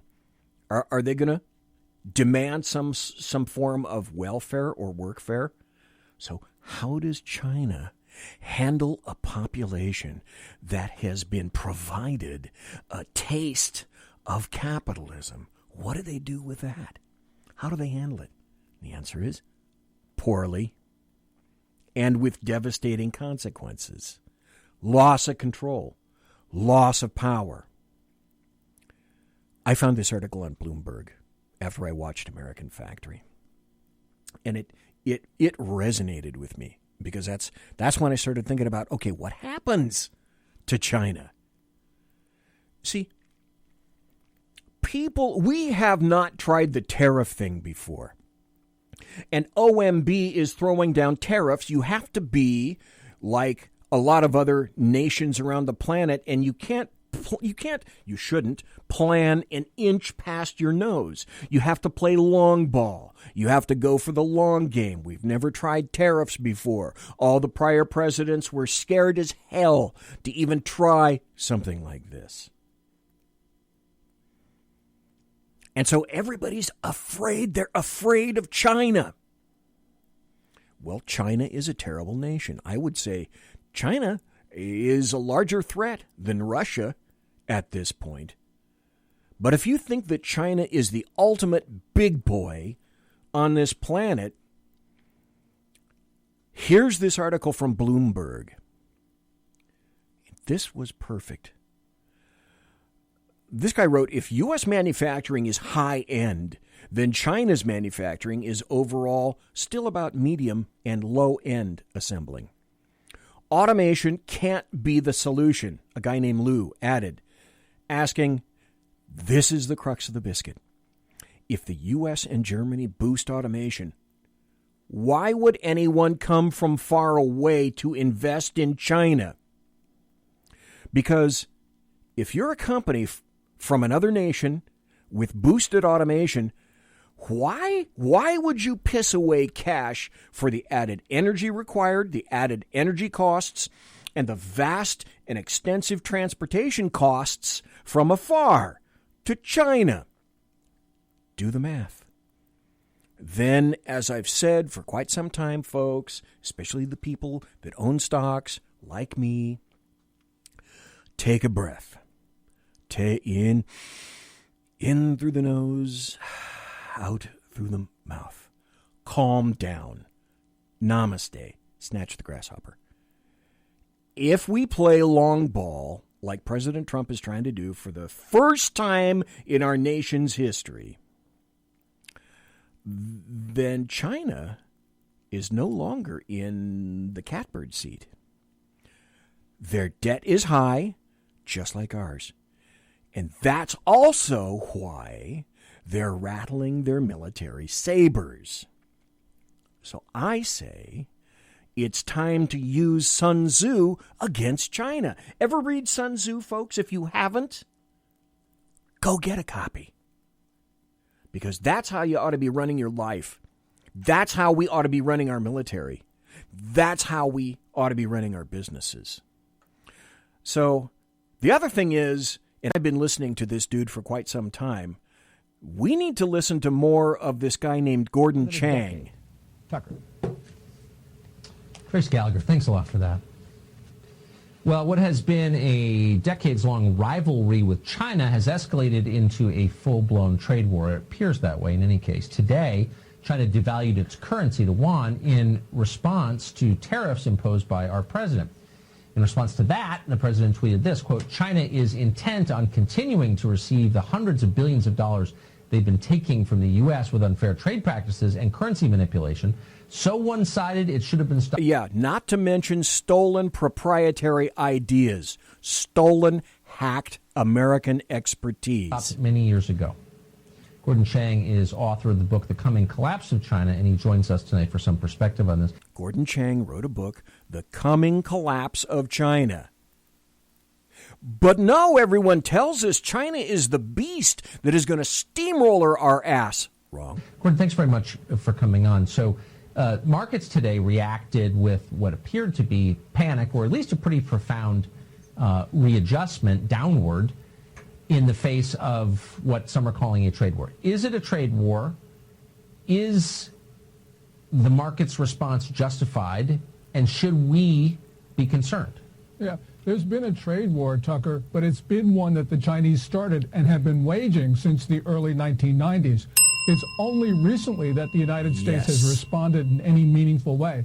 Now, of course, the markets don't like turbulence, but what they should be doing is it should be going up, because right now we're defending our economy for the first time in a very long time. So I think this is really good news for us. Of course, the markets don't like it. How much more pain do you think American investors are going to suffer before this levels out? We'll suffer a little bit more. Not much. Because, we are imposing tariffs. There will be some slight increase in consumer. Okay, but note one very important aspect of this. The Chinese are targeting Republican strongholds in the Midwest, Mid-America. They're targeting our agrarian areas, our agriculture, et cetera, because they want to turn people against President Trump. Prices. But, with the devaluation that China has, and this is really significant because it's gone under that 7-to-1, the Chinese currency to the U.S. currency mark, And this means essentially that goods are going to become a lot cheaper for the United States. Also, because of these tariffs that the U.S. has been imposing, and these are tariffs for the remedy, as a remedy for the theft of U.S. intellectual property. As a result of these tariffs, factories are going to move from China, which means that we're no longer going to be vulnerable to these Chinese retaliation and to China's theft of our U.S. IP. Yes. So that really was my next question. IP is intellectual property. Our stolen United States intellectual property. How much has China suffered as the result of these actions, this administration's action? I think they've suffered anyway because of Xi Jinping, the Chinese rulers, Maoist sort of like policies of state domination. Also just too much debt. But what Trump's tariffs have done is to cause a loss of confidence. So I think that is, in a sense, a good thing because they are been waging this trade war against us. We got to protect ourselves, and we have really no choice. We're not driving this, Tucker. The Chinese are driving this, and so we've got to respond.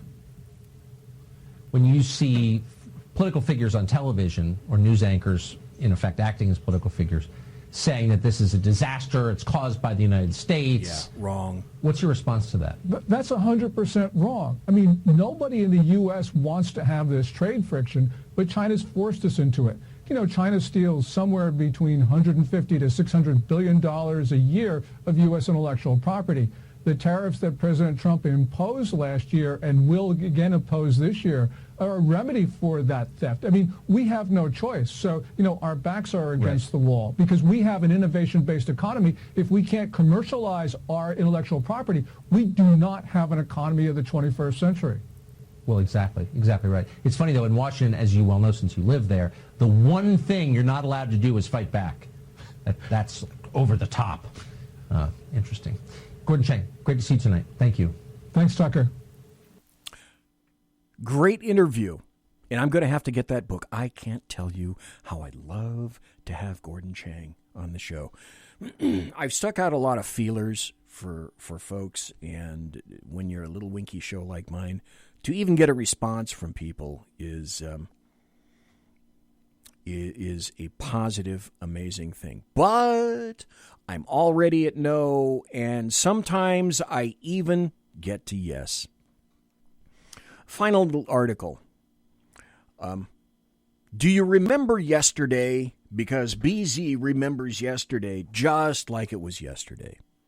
Because yesterday, the clarion call from leftists was, John Bolton is a warmonger. And then today, the clarion cry from leftists is, Trump firing Bolton means he's unhinged. So if you didn't get it, Trump fired John Bolton as national security advisor. And it kind of appears that Afghanistan, one apparent official speaking on the condition of anonymity, said it was apparently Afghanistan that broke open the bottom of the bag in a relationship that had been kind of eroding for a while. But we'll talk more about that on Thursday with Jack Alexander. Tomorrow, Sackheads Against Tyranny. And tonight, for right now,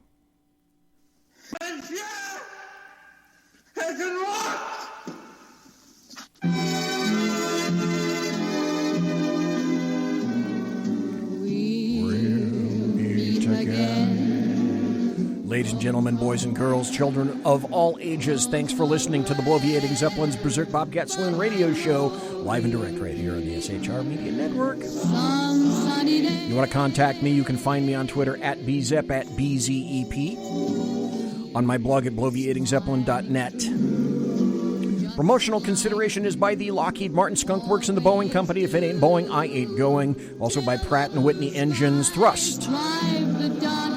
You can trust. Also, thanks to the Allahu Snack Bar, a little bit of Muhammad in every bite. Tiaras are by My Little Pony. Hey, tomorrow night on the Sackheads, I have the first piece of merch from the Zep Works. A new t-shirt available, and I'll be wearing it tomorrow night. So, Oh, thanks to my personal KC-135 Kettle One refueling team, hint, hint, with whom I will be consorting in less than an hour. Thanks to David Blackwelder for being here in the first hour. Thanks to everybody in chat. Thanks to everyone for listening in podcast. Thanks for everyone for taking the time to listen. I say to you one and all, God bless. Take care. Be safe. See you tomorrow night. Everybody quiet down now and get some sleep. Good night, everybody. Good night, Mama. Good night, Ben. Good night, everyone. Good night, Mama. Good night, Daddy. Good night, children. Good night, Daddy. Good night, Elizabeth. Good night, John Boy. Good night, Jim Bob. Good night, Jim Bob. Good night, Jim Bob. What's going on? I was asleep. What's everybody doing? Good night, Jim Bob.